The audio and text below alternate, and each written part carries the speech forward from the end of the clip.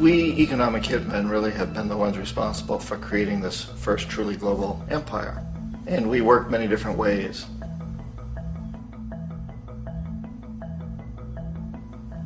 But perhaps the most common is that we will identify a country that has resources our corporations covet, like oil, and then arrange a huge loan to that country from the World Bank or one of its sister organizations.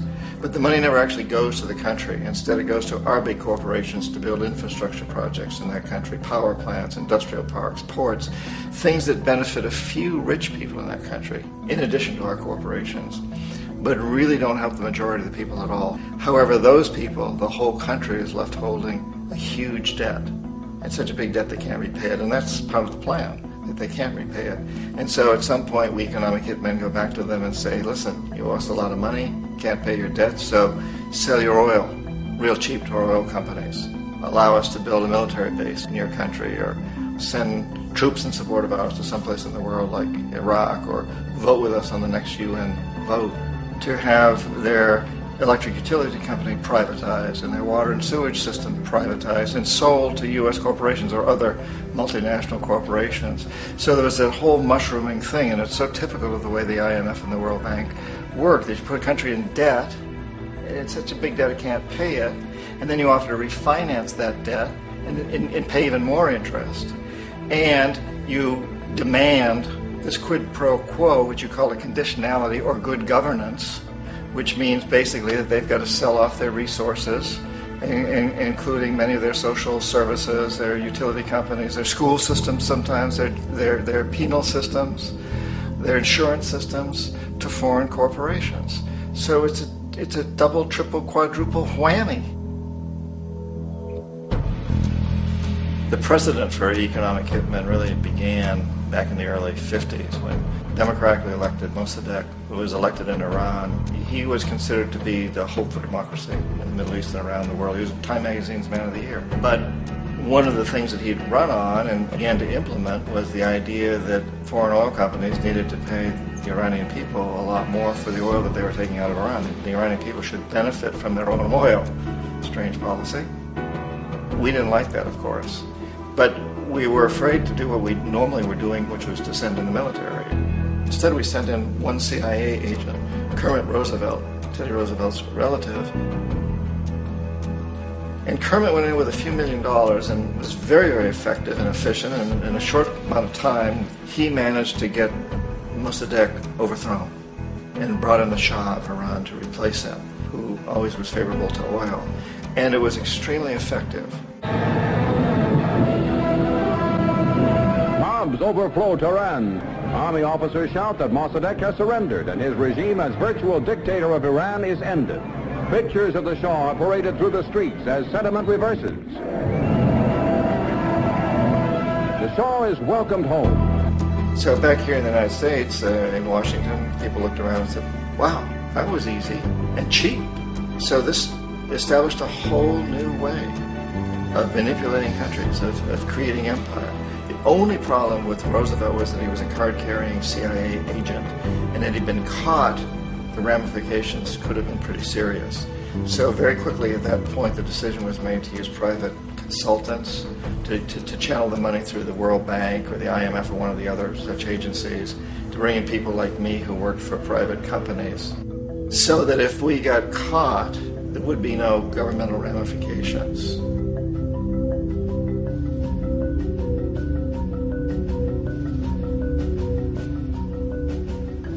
When Arbenz became president of Guatemala, the country was very much under the thumbs of United Fruit Company, the big international corporations. And Arbenz ran on this ticket that says, you know, we want to get the land back to the people.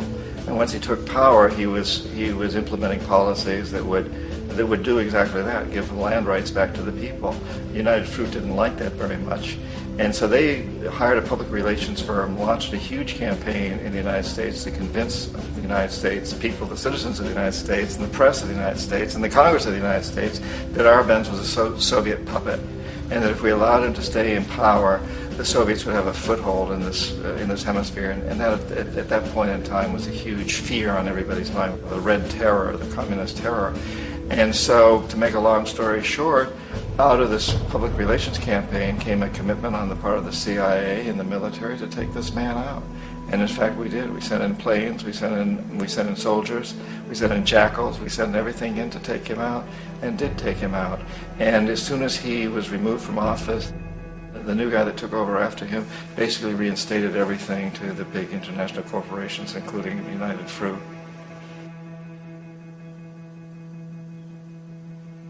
Ecuador for many, many years had been ruled by pro-U.S. dictators, often relatively brutal. Then it was decided that they were going to have a truly democratic election. Jaime Roldos ran for office, and his main goal, he said, as president would be to make sure that Ecuador's resources were used to help the people. And he won, overwhelming, by more votes than anybody had ever won anything in Ecuador. And he began to implement these policies to make sure that the profits from oil went to help the people. Well, we didn't like that in the United States. I was sent down as one of several economic hitmen to change Roldos, to corrupt him, to bring him around, to let him know, okay, you can get very rich, you and your family, if you play our game, but if you continue to try to keep these policies you've promised, you're going to go. He wouldn't listen. He was assassinated. As soon as the plane crashed, the whole area was cordoned off. The only people that allowed in were U.S. military from a nearby base and some of the Ecuadorian military. When an investigation was launched, two of the key witnesses died in car accidents before they had a chance to testify. A lot of very, very strange things that went on around the assassination of Jaime Roldos. I, like most people who've really looked at this case, have absolutely no doubt that it was an assassination. And of course, in my position as an economic hitman, I was always expecting something to happen to Jaime, whether it be a coup or assassination, I wasn't sure, but that he would be taken down because he was not being corrupted. He would not allow himself to be corrupted the way we wanted to corrupt him.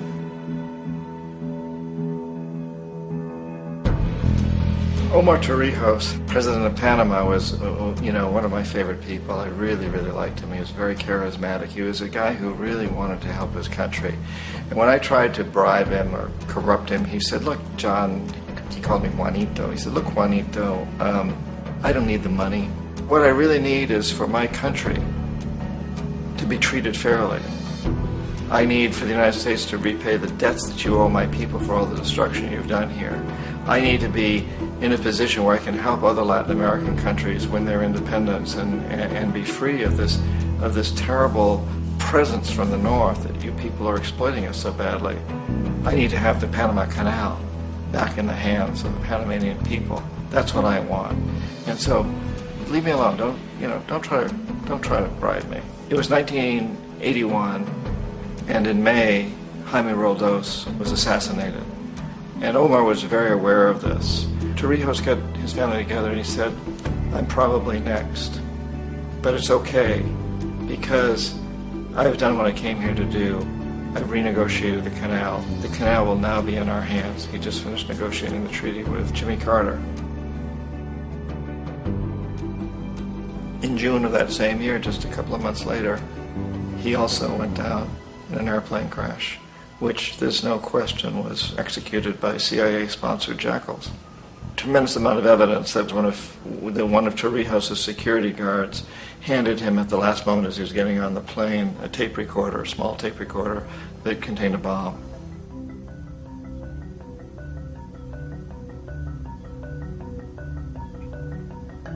It is interesting to me how this system has continued pretty much the same way for years and years and years, except the economic hitmen have got better and better and better. Then we come up with, very recently, what happened in Venezuela. In 1998, Hugo Chavez gets elected president, following a long line of presidents who had been very corrupt and basically destroyed the economy of the country. And Chavez was elected amidst all that. Chavez stood up to the United States, and he's done it primarily demanding that Venezuelan oil be used to help the Venezuelan people. Well, we didn't like that in the United States. So in 2002, a coup was staged, which there's no question in my mind, and most other people's minds, that the CIA was behind that coup.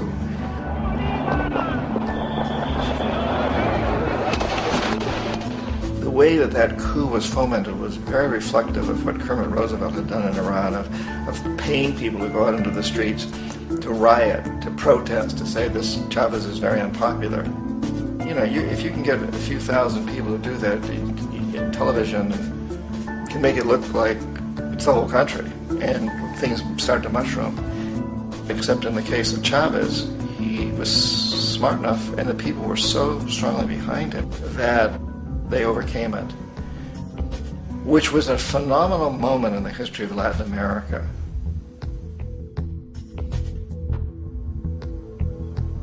Iraq actually is a perfect example of the way the whole system works. So we economic hitmen are the first line of defense. We go in, we try to corrupt governments and get them to accept these huge loans, which we then use as leverage to basically own them.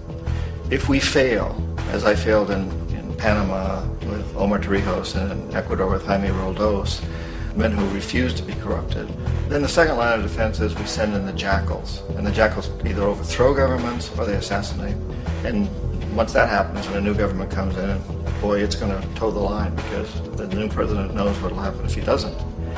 In the case of Iraq, both of those things failed. Economic hitmen were not able to get through to Saddam Hussein. We tried very hard. We tried to get him to accept a deal very similar to what the House of Saud had accepted in Saudi Arabia, but he wouldn't accept it. And so the jackals went in to take him out. They couldn't do it. His security was very good.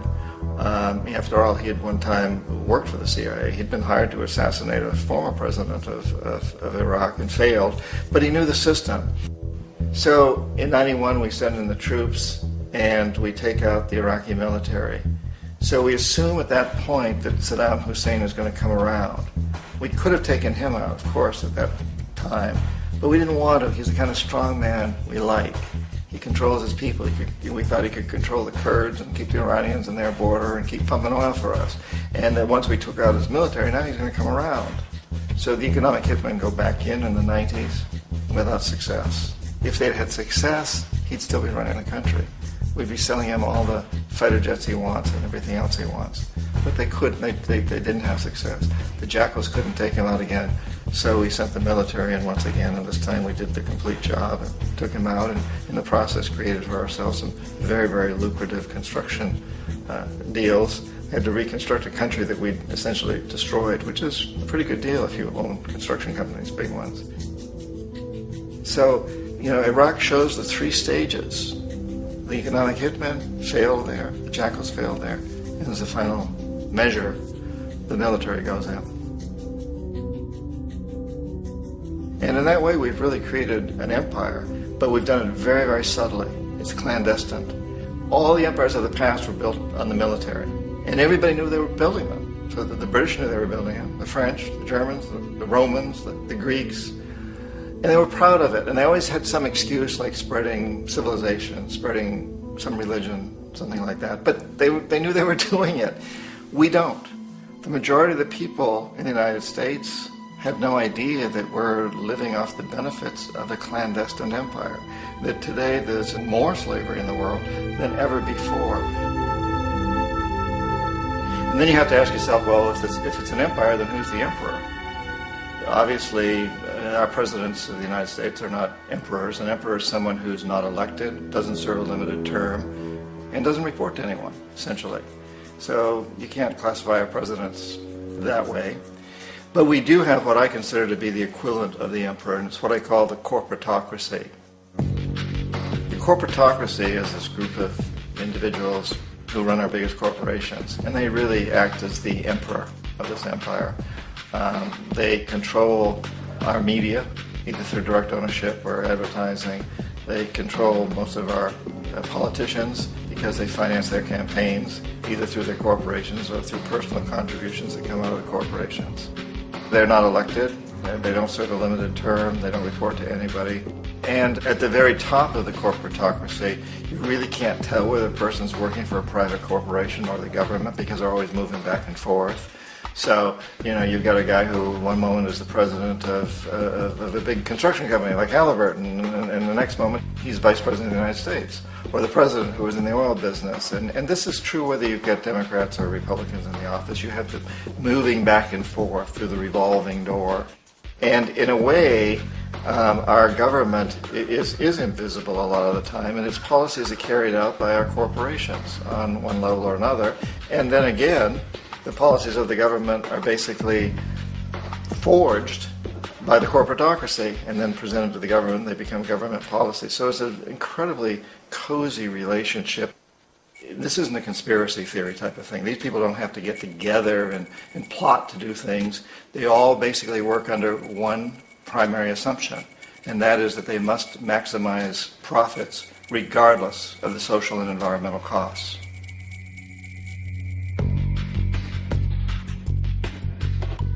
This process of manipulation by the corporatocracy through the use of debt, bribery, and political overthrow is called globalization.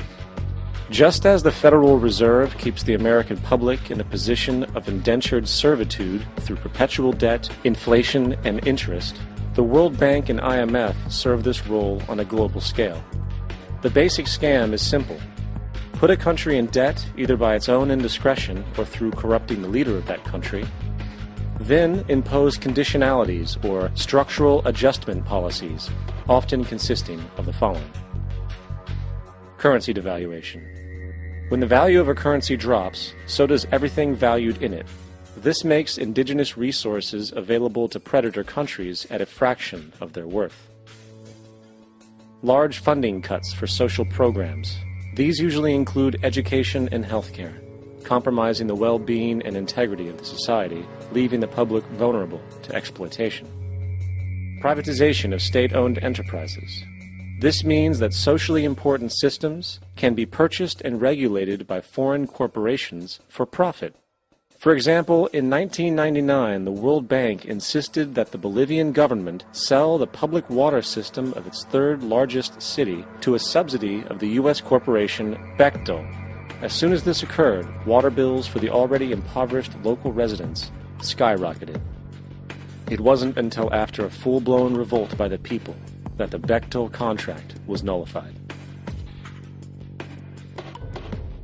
Then there is trade liberalization, or the opening up of the economy through removing any restrictions on foreign trade. This allows for a number of abusive economic manifestations, such as transnational corporations bringing in their own mass-produced products, undercutting the indigenous production and ruining local economies. An example is Jamaica, which, after accepting loans and conditionalities from the World Bank, lost its largest cash crop markets due to competition with Western imports.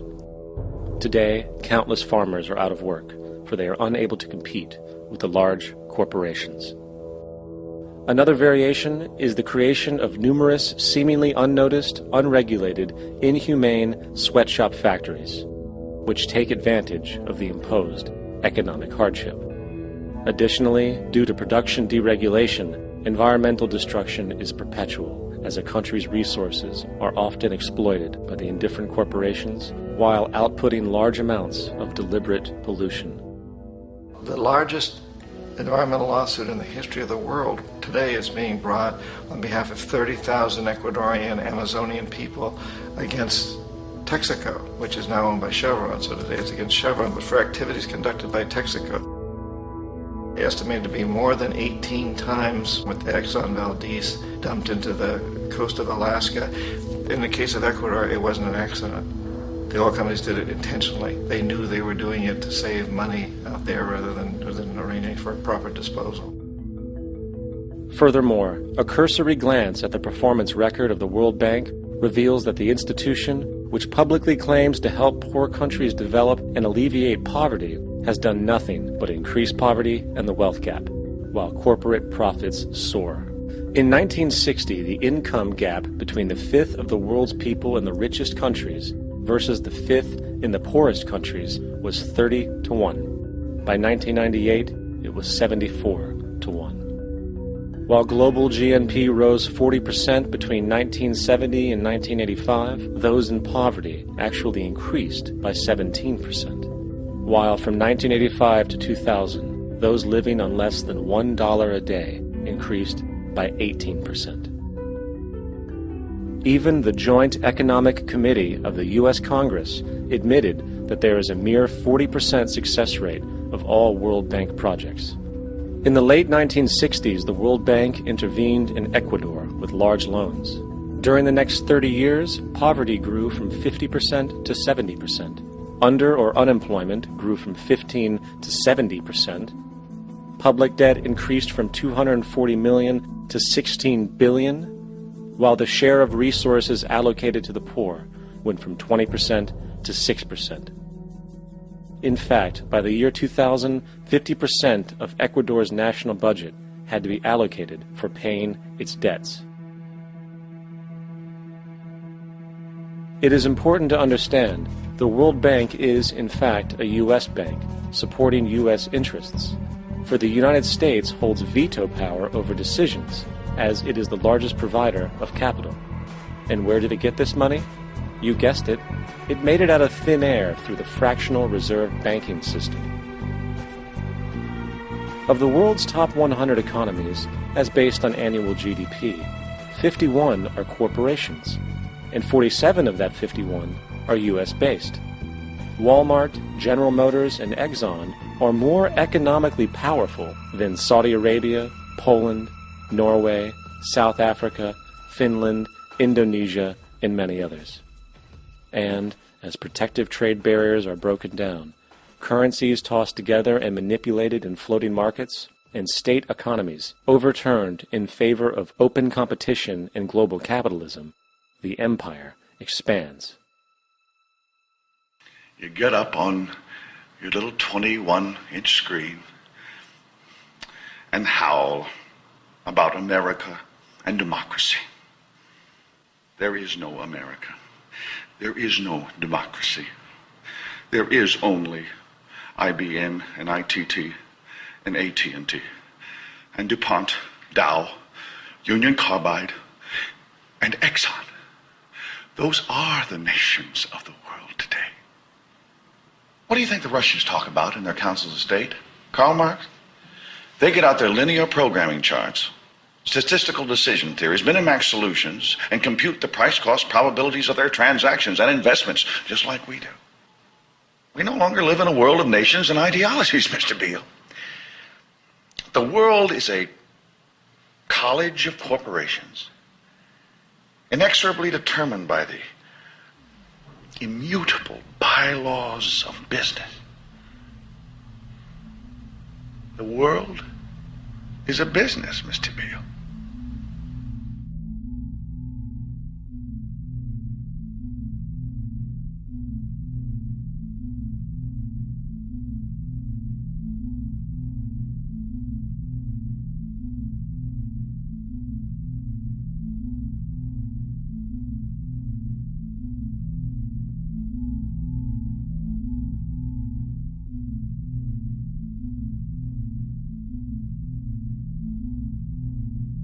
The world is being taken over by a handful of business powers who dominate the natural resources we need to live while controlling the money we need to obtain these resources. The end result will be world monopoly, based not on human life, but financial and corporate power.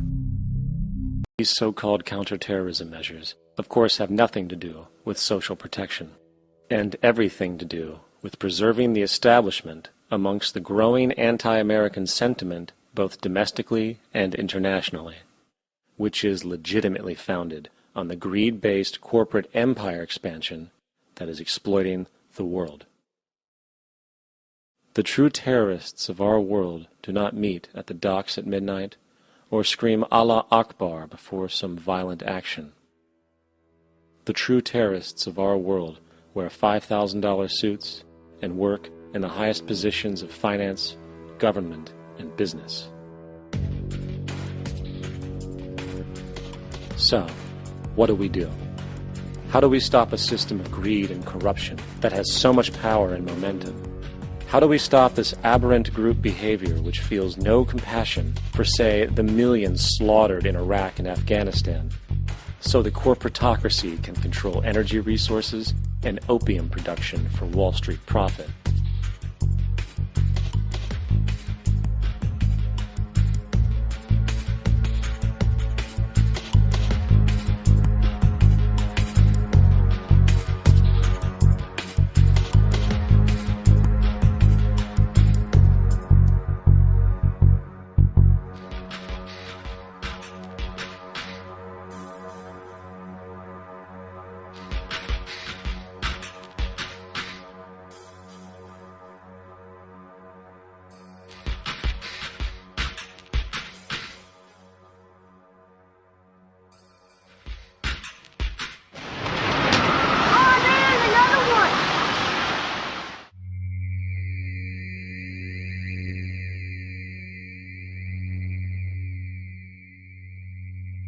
How do we stop a system of greed and corruption that condemns poor populations to sweatshop slavery for the benefit of Madison Avenue? Or that engineers false flag terror attacks for the sake of manipulation? Or that generates built-in modes of social operation which are inherently exploitative? Or that systematically reduces civil liberties and violates human rights in order to protect itself from its own shortcomings? How do we deal with the numerous covert institutions such as the Council on Foreign Relations, the Trilateral Commission, and the Bilderberg Group, and other undemocratically elected groups which, behind closed doors, collude to control the political, financial, social, and environmental elements of our lives? In order to find the answer, we must first find the true underlying cause. For the fact is, the selfish, corrupt, power, and profit-based groups are not the true source of the problem. They are symptoms.